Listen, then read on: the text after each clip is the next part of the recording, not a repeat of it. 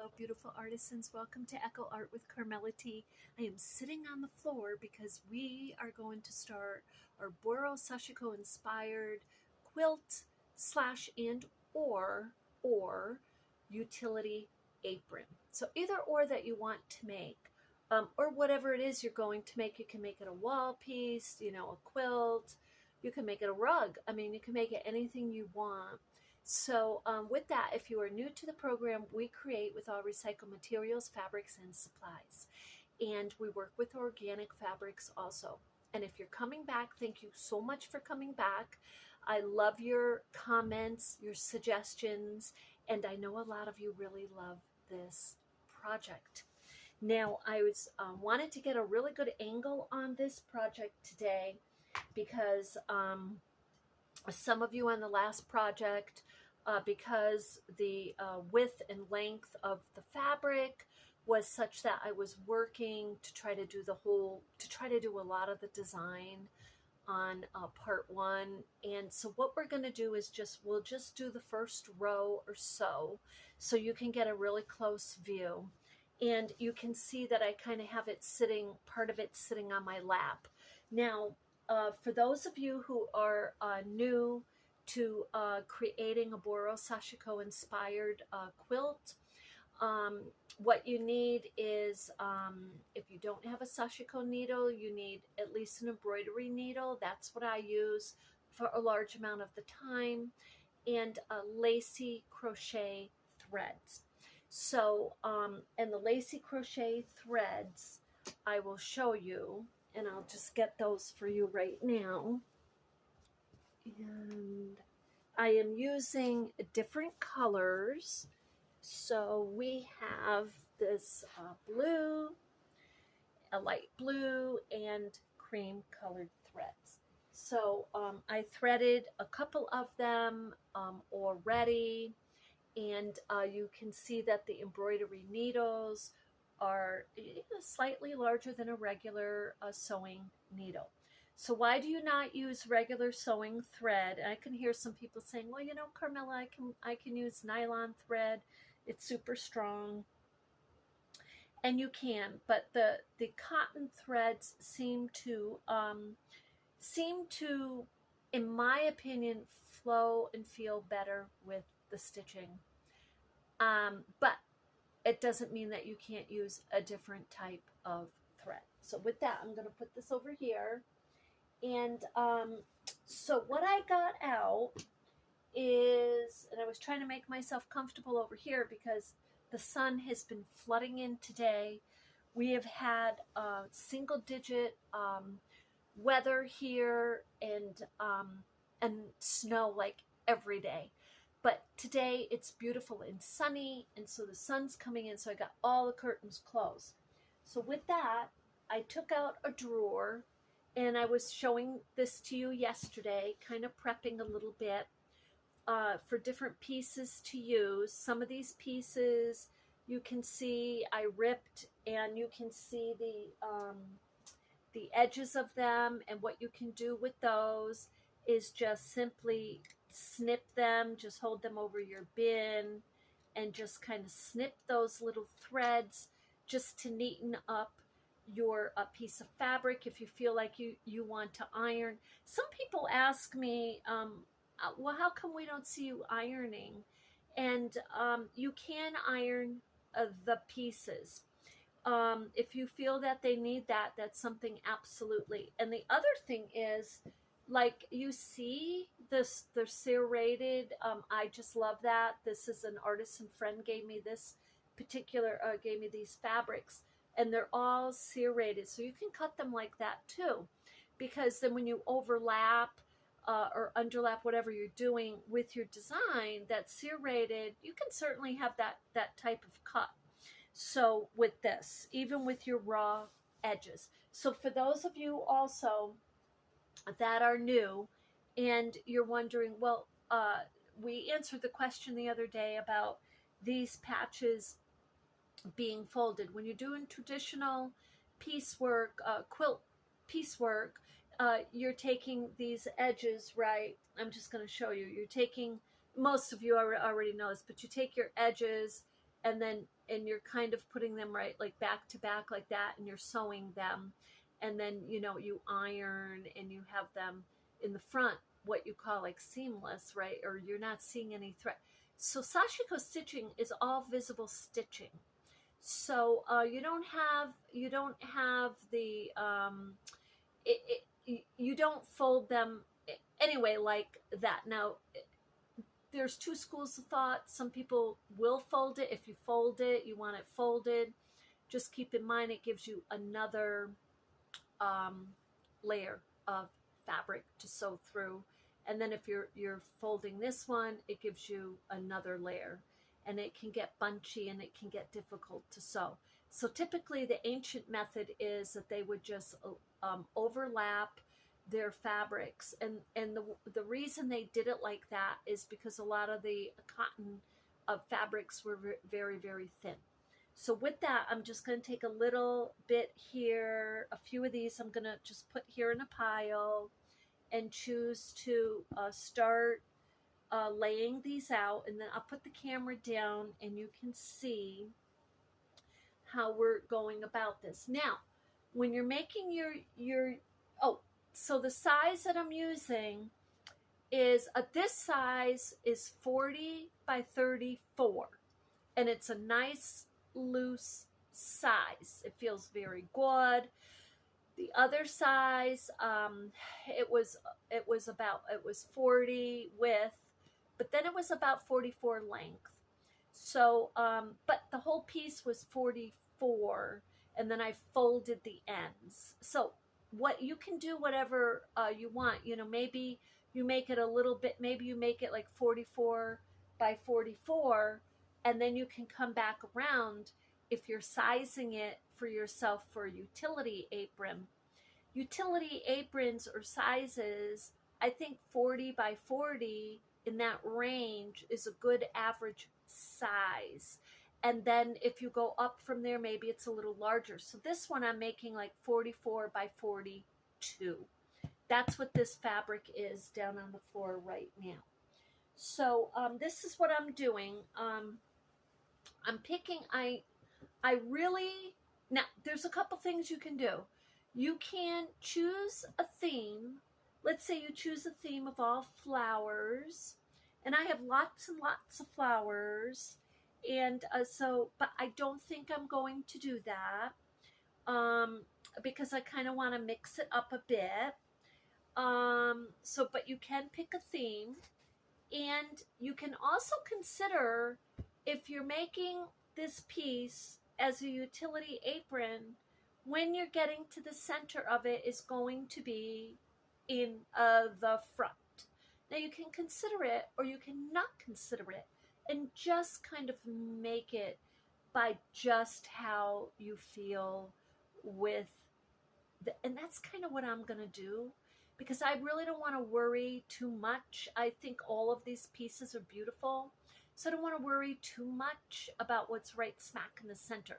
Now I may do that if I pick, I'm going to show you this. The next utility apron is going to be this. I just want to show you this fabric. Now I didn't pick it this time because I just adore this fabric. And what I'm going to do is make Sashiko stitching concrete forms, you know, whether it be of flowers or people, buildings, whatever it's going to be. I want to really play around with that. I really want to do something a little different with this, is what I'm saying. So that one will stay up there. So this is a beautiful design. So I do want this. So I can just do that. And I want this piece, I want this design kind of throughout my piece. So I'm going to have at least 2 of these, and then I have a little bit larger piece here.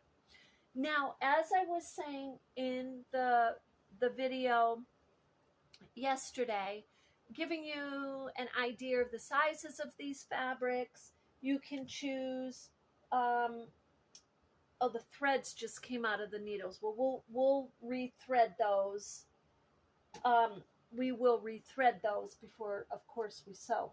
And we will begin sewing today. But anyway, I was giving you a measure of about 8 by 8. And, you know, they can be all different sizes. And that, I think, is the best effect. So here we have, this one is about 5.5, almost 6. It's about 6. And it's by 10, 6 by 10. So that's what that is. And so anyway, I definitely want this beautiful yellow flowers in there. So you just kind of eye it. And the other thing you can do is use very large pieces. Okay? You can use 12 by 10, 12 by 12 and cover the whole piece, or 14 by 14 and a 12 by 12. So I plan to do that on some of my work too. So let me just get these threaded right now before we continue. And let's see here. I like to use a little bit smaller needle. So now your larger needle, you can thread it super quickly. Okay, that went through very nicely, and we're going to tie a knot because we're going to start sewing these fairly quickly. Now, what I typically do is I design my whole piece, the whole 44 by 42 with all of my patches down and no sewing. But because I want to show you how to begin your sewing, because again, you'll hear me say this a lot, there are no rules with the Boro, because the method I'm using, if you want to learn the Sashiko intricate patterns, Sashiko stitching patterns, there's definitely specific methods to that and how to do that. But I use the ancient and most basic of stitches, the running stitch, free form, and the concept is mending, repairing, and just doing it in whatever way I feel I want to. The inspiration are the authentic Boro pieces of the 1415 all the way up to the 1800s. So with that said, boy, that coffee cup keeps the coffee hot. It's absolutely amazing. It really saves you from having to put it in the microwave all the time. So I do have a little method going on where I brew my coffee into my ceramic mug, and then I pour half of it in this. So this keeps it hot. So because I never drink that whole cup at the same time. So with that, we're going to put this bin over here, and I'm going to put the camera down. Now you see I have half of the sheet sitting over on me or folded a little bit, and that's because if we use the whole length of it, you won't be able to see it really well. So what I'm going to do is put this camera down so you can see there. And this way you have a good idea on what's going on. Okay, so a couple things. This piece is a sheet. This is a sheet, and yes, it's all print because I did not get to the thrift shop to scout out an earth tone that I really, really wanted. But I do love this. So, and it is crispy. It's got enough, it's tight, it's woven tight enough to accommodate patches throughout the piece. So let me just turn this a tiny bit. There we go. So the first piece I feel like I want to put down is this. Now I'm going to, now there's a couple things. You can sew your piece as you put it down. You can. Or you can sew them after. Okay? I like I said, I do my whole design. but I'm going to put a few pieces down, like, to show you. So when you're designing, you're thinking like this. Look at this piece. You see how it's jetting out? I don't know if you can see, it's jetting out a tiny bit. So you figure, oh, I want the space that's immediately after that patch to be covered. Think of this as a tear or a rip. That's my concept. Now, that is how I think. In my book, which I haven't gotten the author copies yet, and I haven't gotten them yet, but when I get them, I will share with you the prose that I wrote. I mean, I could share it now by reading it off my computer, but I'd rather get my book and show you my book. So with this, now you have a space here. And typically what I do is just kind of go straight across with the idea that this is the first row, okay? Now, with Boro, because there are no rules, you do not have to do that. Like I said, you can go down or you can do just this. Let's say you do just that. I'm looking for another piece here. And let's say you take even a smaller piece and you even put it in, you're inclined, let's say, to put it in that little corner right there because you just want to design it that way. You can. Or you can put it in the middle there, or you can put it connecting there. This is the freedom of Boro designing, is, you know, you're stacking, you're overlapping, you're creating with scrap fabrics, and the mindset I use is I am mending. In my mind, I'm mending the earth patch by patch. So with that, I'm going to turn the camera a tiny bit more as we go along. So I'm just going to take that off for now and continue. Now, with my pieces that are not perfect, that's good. I like that it's going a different way. But I'm going to take the tip off because the tip is going to have to be either tucked in or it could straggle. So just take the tips off is okay. And I really particularly like this silhouette. So it doesn't really matter which way I put it. And you see I'm overlapping. But if I wanted to, because this little red piece is so small, I can, excuse me, put it underneath.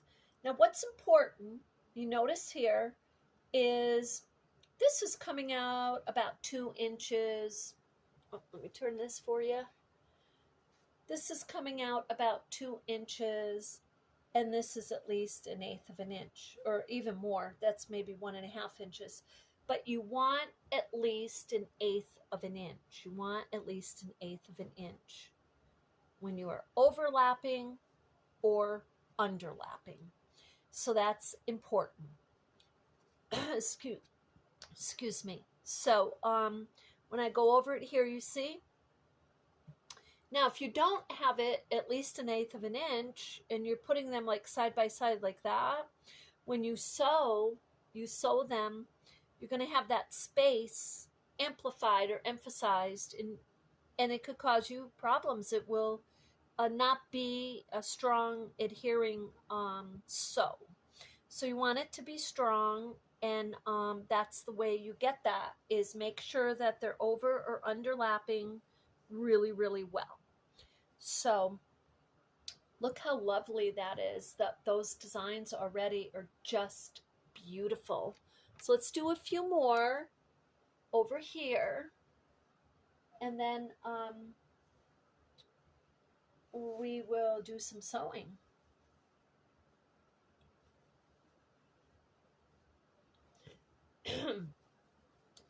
This is particularly nice.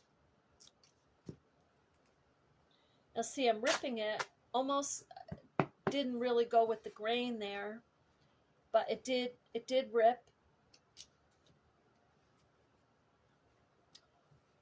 Okay, and I am going to put this one, I'm going to put this one that way. There, like that. Okay, and now you see the silhouette of that piece. So that's just lovely. Now, I just want to show you, we're just gonna, because this is 43 inches long, and we're doing this in real time, I just want to show, for those of you who are not familiar with how to do your second row, you're coming around doing your second row, we're gonna put some pieces there now for the second row.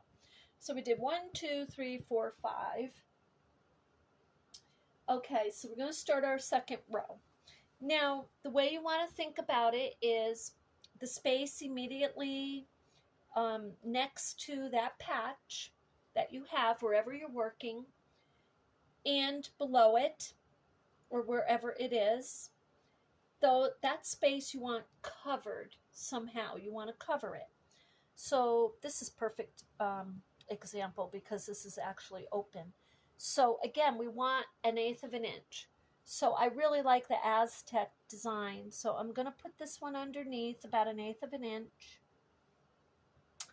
And while you're putting that over 1/8 of an inch, you want to be mindful that the piece next to it, wherever that piece is also covered about 1/8 of an inch.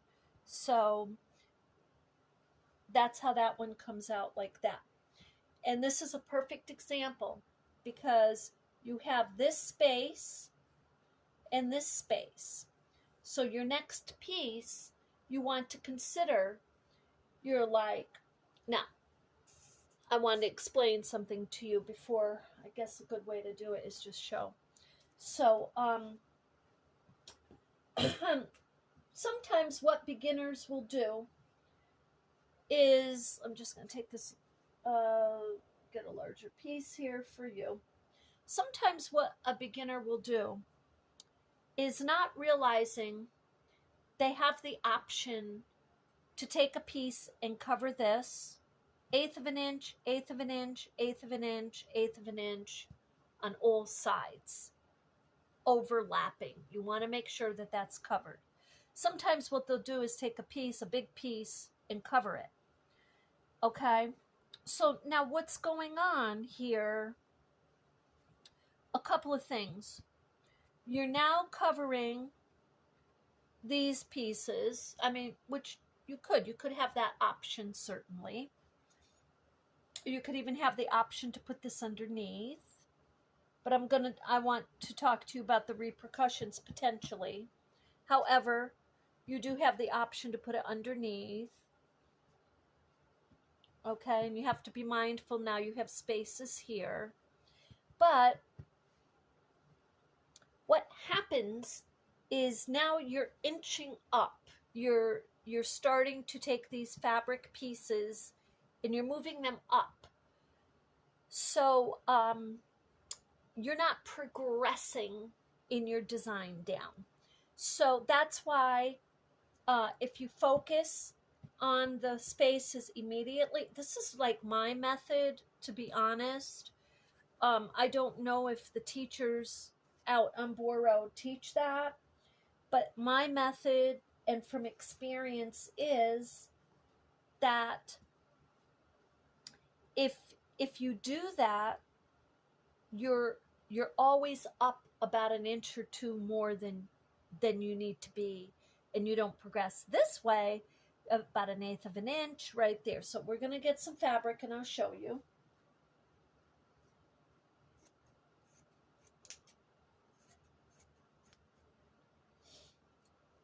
Okay, so that's why this is very important that we use the word inspired, because these are not authentic pieces from the 1400s or 1500s or way back. These are not the original antiques. These are inspired by the originals. These are inspired by the cultural art, Japanese cultural art. Okay, so I'm going to focus on this one over here. And I think I'll just overlap it about 1/8 of an inch. You can see that, to 1/8 of an inch. And yeah, that covers it really nicely right there. So now I've got this little space, and then I may have the space here. So with that, I need another nice piece of fabric. Oh, and I have this green. This might work just lovely. So I'm going to underlap this one there, and I can overlap it onto the red. So now I've got my spaces and my design, my overlapping, underlapping, and I can, as I go along, if I decide and I want to, which I like this piece a lot right here,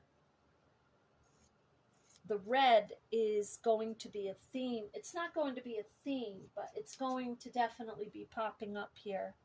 So I kind of like that right there for the moment. And so we'll leave that like that, and that could be a triangle, it could be a circle. And the thing is, if you're going along, one of the other reasons I don't stitch everything down immediately is sometimes I do switch the patches out. I just do. And that's fine to do that.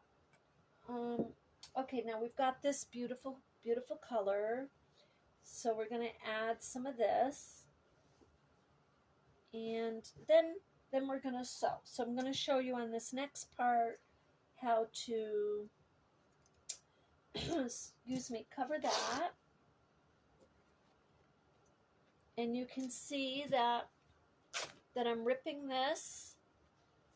It's just a more, I don't know, it gets it closer to the effect maybe that I want. So this one's a little larger. And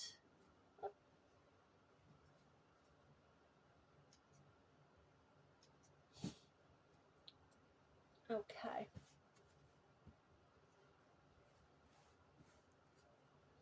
And so I really like that silhouette. So I'm keeping in mind that I want 1/8 of an inch under or over. So I do want to tuck this. There, I like that.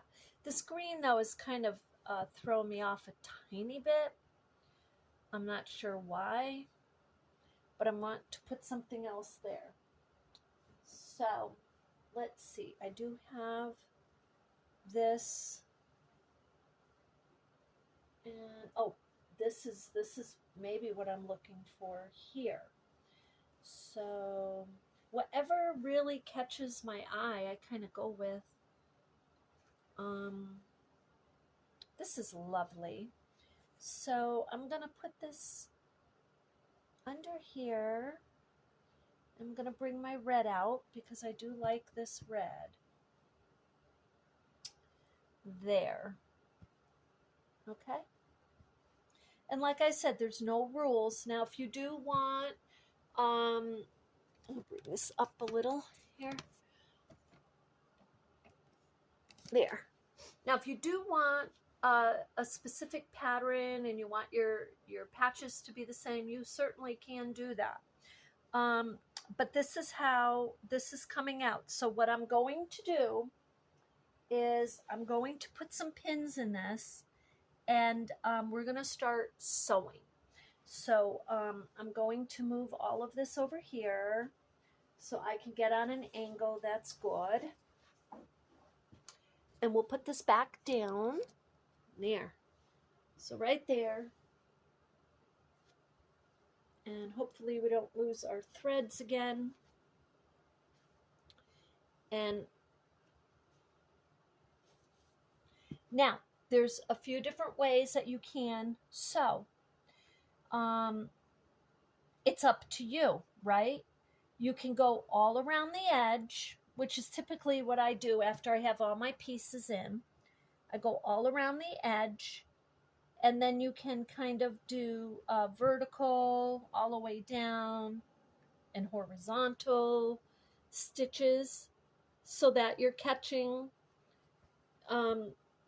your main pieces of fabric, or you can, as you're going along, you can stitch around your patch.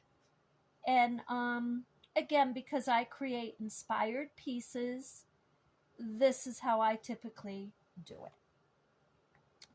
And a lot of times I come back around and add those little patches. And so now all of these are going to stay pretty good in place.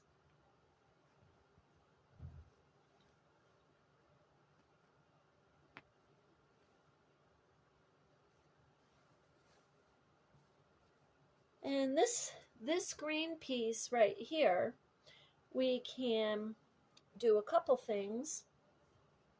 We can use it for the space immediately after that and overlap the blue, underlap the black, and kind of put it like that. Now, I do like that there very much. I think that's great. Right there. So, okay, now to begin our stitching. Now, because I'm working on kind of an angle where you really can't fit over there, what I'm going to do is start on this side. And typically what I do is I do a few stitches. I start a stitch, I do a back stitch going backwards, a few of them. And this is basically to secure the line of stitching that I am beginning. So I'm going to go back a couple. Okay, now I'm going to come forward. So it was a little awkward to go backwards, but that's okay. Now I'm going to start, let's see if you can see, yeah, my Sashiko stitching. And I'm just stitching right on the edge. And I'm pushing my needle through because that's Sashiko stitching. And I don't have this thread super long because if I do, it's going to twist and knot. Okay, so now I'm just going to pull that pin out because I really don't need that now. And now I'm going to start my next patch and pull that pin out so it doesn't get me. Let's see if you can see that. Yeah. And what I do with each of my stitches is you'll see me do this. Every time I do some stitches, I kind of stop and I pull them to make sure they're nice and snug. Now you can, I'm going to take that pin out. No, I need that because of the green. So I'm just going to move this a little bit more. And I just continue like this.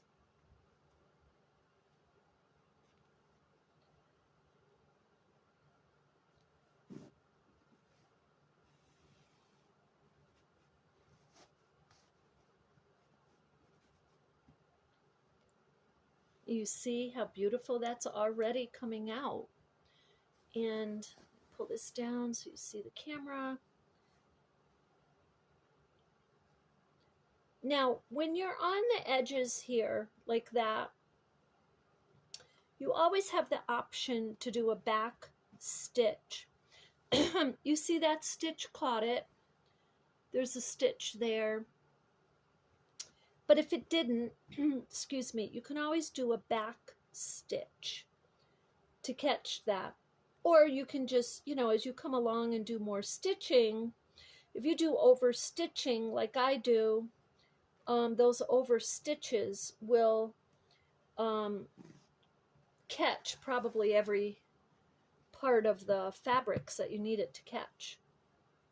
because you're going horizontally and you're going vertically.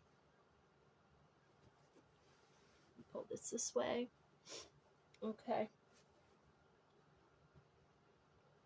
Pull that pin out and continue. Now, if your stitching is not in a straight line, the reason this art is so very beautiful is because it doesn't have to be in a straight line. It's conceptual. It's the concept of the fact that you are mending something for somebody that you love, that you care about. You're creating something because you want the other person to be warm, you know, to have a quilt, to have a coat.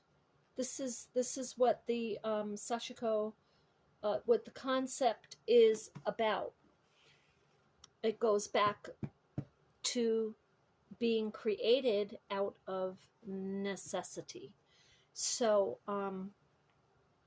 okay, so now we're almost done with that. Now what we do is when we get to the edge here, we either decide to come back and do another horizontal row, or you decide to stitch straight down. So if you stitch straight down, I got to turn this way. I always teach that whatever side you're stitching, have that facing towards you, so it's easy for you to do your stitching. And if you're working on a small piece, you can hold this right in your lap like this and stitch. Okay, you don't need to even have a table.